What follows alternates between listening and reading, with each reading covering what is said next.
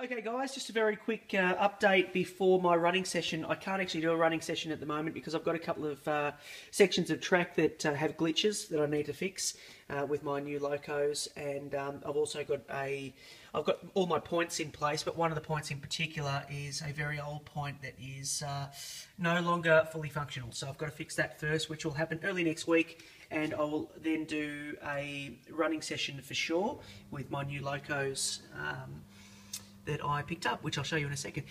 Here at the back scene, or the behind the scenes area, which I said last time doesn't have to look pretty, it's all, no one else can see it. I've got a barrier up here to protect the train from going off the edge onto the very dirty concrete there. And I also have a barrier on the corner here for the same reason.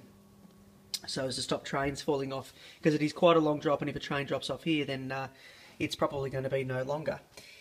I've done the same here, barrier here for the curve here, so that should suffice there. And I just put this little section here, this little barrier here, because I just thought that if the trains are coming from this way, and if they happen to pop off the edge here and then just keep going, they would certainly not survive that fall. So just some spots there which I've done. I've also wired up this track now. Now I took the cheaters method and used some of the pre-soldered joiners.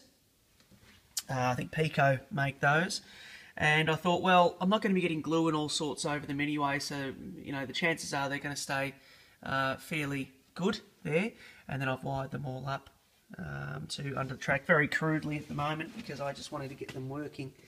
I've also got another one just here, under there, and another one here, and I've got them all wired up under there.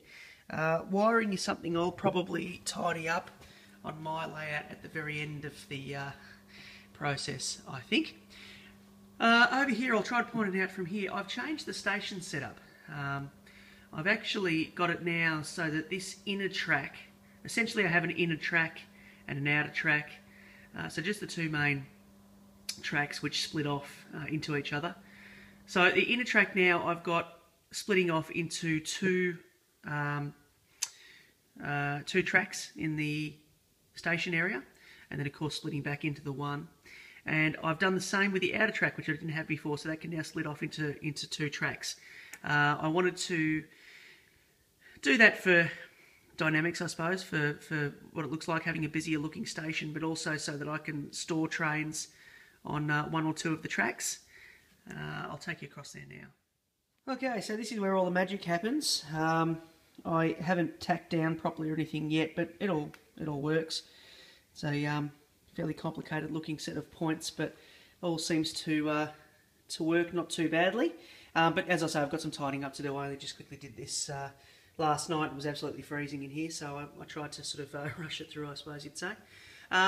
So basically, I've got an idea of where the platform's going to be here. That's going to continue right the way along there to that section there. And then I'm going to have curved platform coming out from the Metcalfe station and a point there. I have a siding, probably a disused siding going across there, or a siding that I can store another train on, and perhaps a single engine shed. Something like that, not too sure at the moment. Here at the moment, I've always maintained that my layout is sort of based on a tourist railway. So I can sort of run, that gives me the opportunity to run whatever I like on there, not just trains from the UK, but also Australian trains, American trains, the Russian Decapod that I have sitting just there. All sorts. Although I must say, I love the Bachmann and Hornby trains. They're fantastic. So I've got my American diesels just sort of sitting there. I've got my Decapod sitting there with a dining car behind it, and I'll show you my two newies. These are the two that will be running early next week, which I'll show you. These are the two that I'm going to focus on. I won't show my other ones just yet. The Castle class. The Ince, I believe it's pronounced Ince Castle, there, which is a really lovely loco. I really like this one. It's got some superb detail. I mean, a lot of you have the Hornby trains anyway, but it's got the superb detail in the cab there with the painted pipes and copper pipes and whatnot. And it's just a really smart looking loco. Travels around the track nicely.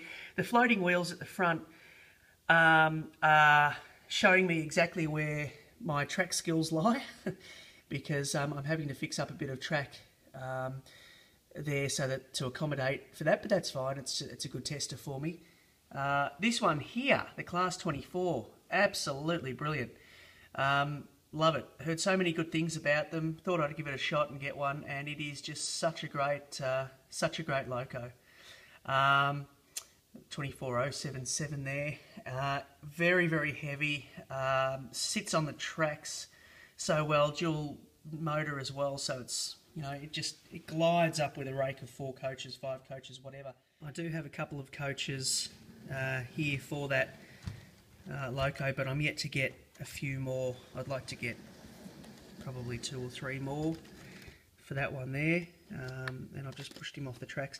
Actually, that is one thing that I've noticed with this train is that it's when you're trying to move it along the track, say if it's not going, or if you want to sort of tidy up the coaches or something like that, it comes off the track very easily. But I tell you, when it's going, it stays on extremely well.